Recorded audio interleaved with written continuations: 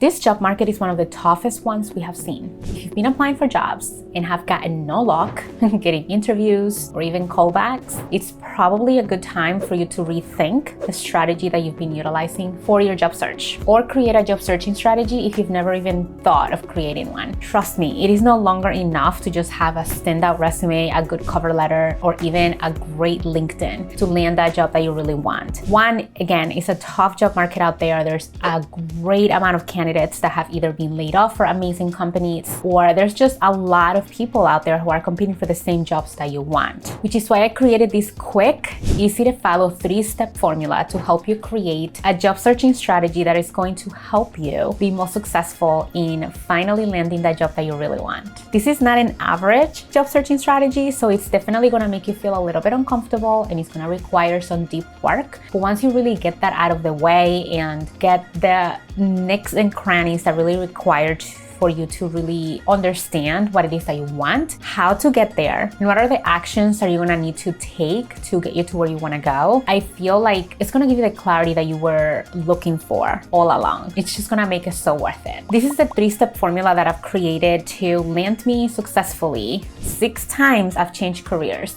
And 6 times I've changed industries from recruiting to human resources successfully in the last 6 months. I've helped so many people do the same exact thing. People come to me and tell me, I have no idea how I'm gonna be writing my resume. I don't know what I wanna switch into. And this is the exact same formula that I've used with them to really go deep into what skills do they currently have, what are the transferable things that we can talk about, how can we do storytelling so that the person reading your resume, so that the person that is ready to interview you really know how to tell that story so they can pass along your job application to the hiring manager with no hesitation. And this applies not only for career changers, but even for you who probably have a linear path, but feel like you've been applying for jobs online, not getting any traction, for recent graduates who feel like don't have anything to show for, who have no experience. And let me break it to you, you have so much to offer. You just probably need a little bit of help on how to articulate that experience a little bit better on a resume, on a cover letter, or even on a LinkedIn profile. And even more so in conversations when you are getting ready to have networking opportunities. The first thing that we're gonna do with the 3-step formula is to understand your what. So we're going to take a step back and realize the 30-foot view of where do you wanna go? What is it exactly that you want out of your career? Notice the difference when I say I want a job in marketing versus I wanna work directly with consumers, helping them with their strategy about marketing and working with B2B, with social media strategy. You see the difference? Marketing is something super broad and something that doesn't really give me a lot of direction, as opposed to working directly with consumers or even B2B, business to business, or company to company, as opposed to just telling me that it's an umbrella that you want to work with. Yeah, of course. Industry, it's something very important like marketing, but who do you want to work with? You want to work with consumers, facing them like a clientele, or do you want to work behind the scenes? Do you want to work with the strategy piece of marketing, or do you want to work with the visual side of marketing? Do you want to work with the product piece? Do you want to work with, the pipeline building of that? Really get really specific, dive deep into what exactly is it that you want to do? Why is it that you want to do that? What are your area of expertise? What makes you remarkable? What is it exactly that's going to make you stand out amongst other people on the sea of other qualified marketing specialists? Don't stop there, because the what needs to be really detailed. What company do you want to work for? Tell me the ideal day. Once you get into that company, what does your day need to look like? What type of coworkers do you want to work with? What type of manager do you want to report into? What type of projects do you see yourself working in a day in and a day out? What do you want that outcome of that particular project to look like? Once you get super specific about that, you're going to start seeing those specificities on the job descriptions that you're going to be exploring on the internet. You see sometimes when you want a car and you don't ever see that car anywhere, but the moment that you have that idea in your mind of, I want to drive a Tesla, and you've never really seen a Tesla for the longest time. The moment you plant that seed in your head, I want to drive a Tesla, all you see everywhere you go is a Tesla. That's exactly the same idea behind this first part of the 3-step process, is the what. What is it exactly that you want? And go as deep as you can.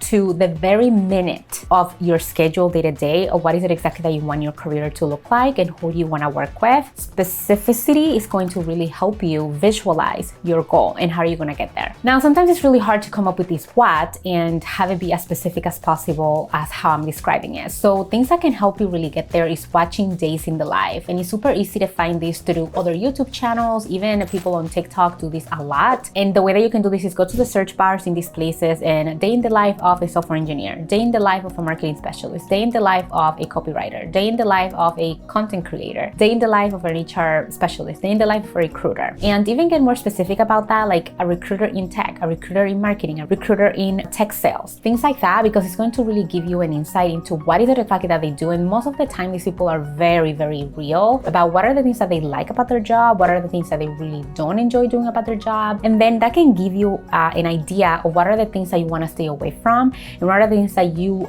have gaps on, which is going to take us into the next step of this three-step process. The second step of the three-step formula on coming up with a strategy of how to look for a job when you've been unsuccessfully so far is the how. Now that you understand the what is it that you really want out of your career, specifically if you're a new grad, if you are switching careers, switching industries, the how is really going to help you understand what are the gaps that you have right now that are going to help you bridge the gap between what are the skills that you currently have for the role that you want, the advantages, right? So for example, in my case, when I wanted to apply for the current role that I have in HR, I had a lot of transferable skills, advantages that I had from my recruiting experience. For example, stakeholder management is something that I had already, that I was a master on, that I could very easily and seamlessly translate into my new role. That is an advantage that a lot of other people might not have already had as a competitor. So that's something else that you can think about when you're writing your how. And I want you to treat this how as a journaling exercise. So when you're going to be sitting down side by side with the job description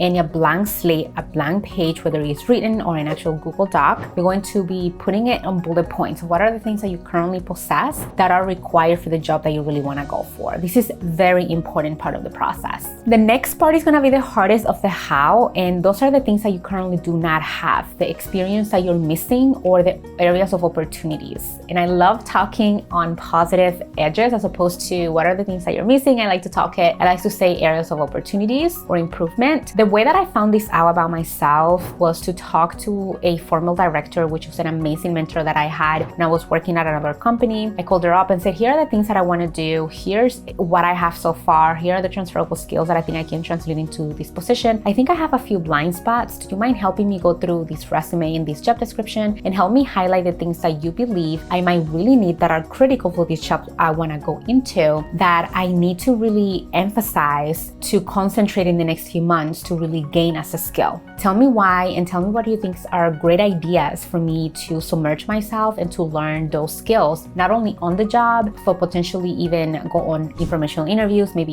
even shadow someone on the job, or potentially even going back to school or getting certifications. Now, when it comes to certifications and going back to school, that's going to be a tricky part because some employers don't usually count those as actual experiences, and it's going to depend on the industry, the company that you're working for, or the timing, right? There's a lot of privilege there of being able to have the time or the money or even the expertise or the bandwidth to go back to school to learn those specific skills that you might need. So it is extremely important to give yourself the time, the grace, and the information that you need to grasp the areas of opportunities that you might have of the role that you want, the role that you have, and the things that you need at the moment. Now, the other piece that goes within the how aspect of this formula is understanding, do you currently have connections in this role, in this company, in this industry that you're looking for? Now, this can help you in two different ways. The number one way that this can help you is getting you a foot in the door. And although I hate that phrase, I think it's the best way to understand it because it can give you a behind the scenes look as of how the process works. What are the things that the company values? Do they value more experience? Do they value more education? Do they value more on the job training? Do they value more on the job learning? Do they value certifications as opposed to actual experience? How can you really finagle or write that story of transferable skills? So it's very important for you to know and make a list of the people that you already know that work in that company, that work in that industry. And that's really going to help you understand how that company makes decisions when it comes to hiring. The other reason why that can help you, specifically if that person is doing the job that you want to do,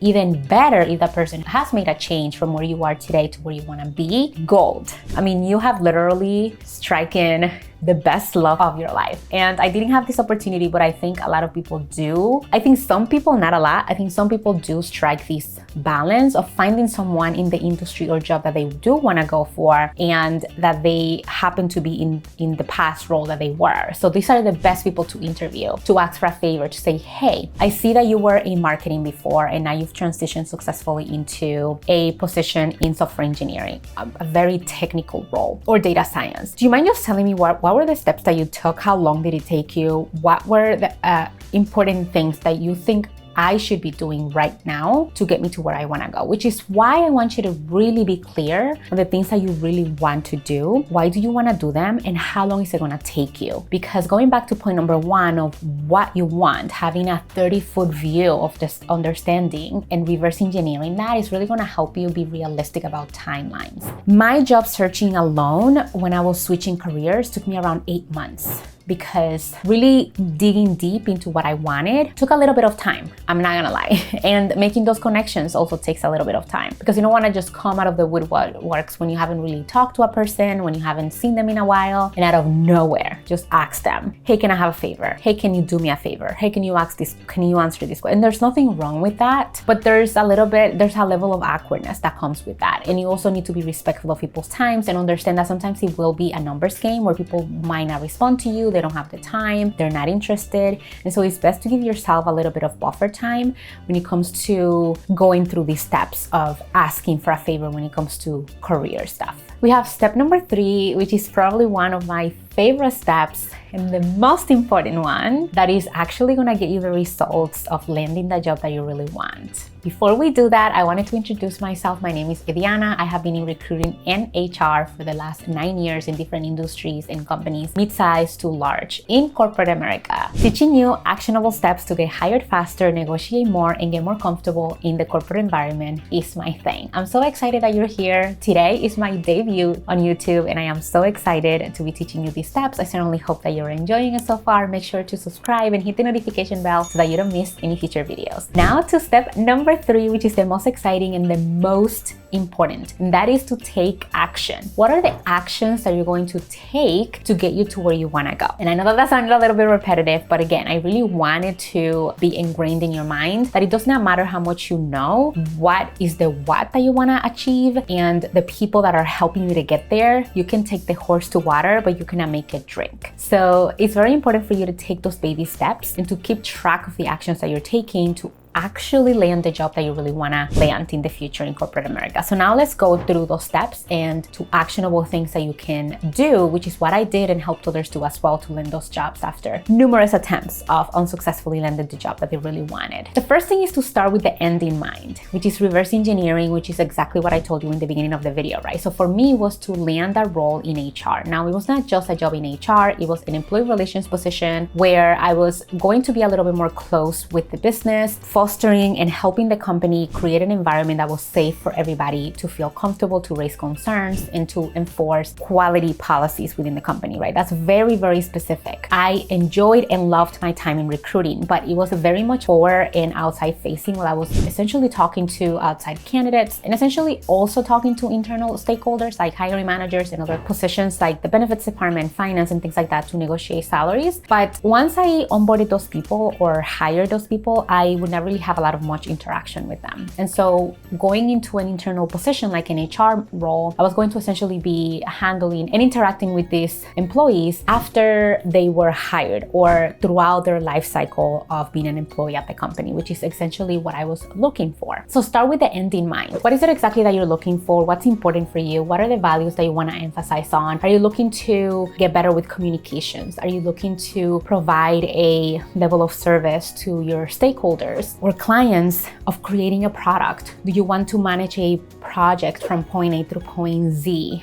Why is that? Like, what is it exactly that you want to do? Why? What are the skills that really make you the person that you are? And what are the skills that you believe that you're so good at that you want to give back to the world? So starting with the end in mind, going to be step number 1 of taking those actions. The second step of taking action is creating a calendar for yourself and being realistic. So taking in mind, how long is it really going to take you to get there. Right now in this market, it's taking people anywhere between 6 to 9 or even 12 months to find a role. Now, this is for traditional job search, people who have been laid off or currently are looking for a new position while still employed with their current company. It's taking them anywhere between 6 to 9 months conservatively. I've heard stories of people being in the job search for around 12 months or so. Because of how the economy is, employers are a little bit more careful of how they're making hiring decisions because of how they overhired in 2021 and 2022. So being realistic about that timeline, understanding that it's not gonna be overnight, knowing that it's not gonna be an anomaly of you finding a role or finding that position that you really want within 2 months, which used to be the case back in the day in 2021 and 2022, but it's not going to be the reality today. So really being realistic about that time frame is going to be your friend. One, because it's just realistic to be that way, but also gonna help you with your mental health of continuing to push yourself to wanna keep going. The third step here is have some OKRs or objectives and key results. What I mean by this is, what are some key things that you can keep track of? Like this week, I took action on contacting 5 contacts in the industry, aka networking. That is an objective. Your objective is to contact 5 people. Your key results is to get answers from 2 out of the 5. So the results, that's how you're measuring them, how many people responded to you, and then from there you can evaluate the type of messaging that you were using, like the subject line, the language that you use within the body of the email. And then you can do like A/B testing. So it looks like this subject worked a little better. It looks like the length of this message worked a little better. It seems that when I attached my resume, people were more willing to respond. When I name dropped someone else that introduced me to them, they used to respond a little bit better. So keeping track of those things, giving yourself some data to back it up and making sure that you're keeping track of what's working and what's not. Those are the little actions that are really gonna take you a step further on where you going to go when it comes to taking the steps necessary to help you land that job that you really want with this 3-step formula. Now, a quick recap of the 3-step formula is starting with the what. What is it exactly that you want to do? Being super specific about that and asking the tough questions of why do you want to do this? What are the things that you currently have right now that can help you get there? The second step is going to be the how. How are you really going to get there? What are the areas of opportunities that can really help you grow? Ask questions to the people around you, to your mentors, past managers, that can really help you look at yourself, because sometimes it's hard to look at the label inside the jar. And the third steps are the actions. What are you going to do daily, weekly, monthly, that are going to the little baby steps that are going to help you get to where you want to go? Now that you have this complete 3-step formula to help you shape up an amazing strategy to help you land that job that you really want, make sure to check out the description box, because I have a few amazing resources that can really help you put all of that together and get yourself accountable. Putting these dates on a calendar so that you can have some sort of notification system, telling someone that you're doing this so that you can have them hold you accountable, because sometimes taking the first step is going to be the hardest. Starting with the what is probably going to be the hardest, because asking yourself the what is it that you want, why do you want it, why now, was the hardest for me, and it has been the hardest for the people that I help usually come up with this individualized plan to help them get to where they want to go in their careers. Also remember that a lot of the jobs that I've seen so far in the past few months are receiving over 1,000 applications each job opening. So please make sure that you're giving yourself some grace, that you're understanding that it's not you, it's the system right now. Things are a little bit harder than they used to be. You just have to give yourself some grace when it comes to being patient and knowing that things are gonna get to where they wanna go in the order in which they need to be. This is an 8-part series that is going to help you land an amazing job offer. So just make sure that you're hitting the notification bell and subscribing so that you don't miss any of those videos. The videos are gonna be how to write an amazing resume that's gonna land you those amazing interviews, how to interview without getting an anxiety attack, and how to negotiate that amazing salary, as well as LinkedIn tips and so much more. You got this, and let's get you hired.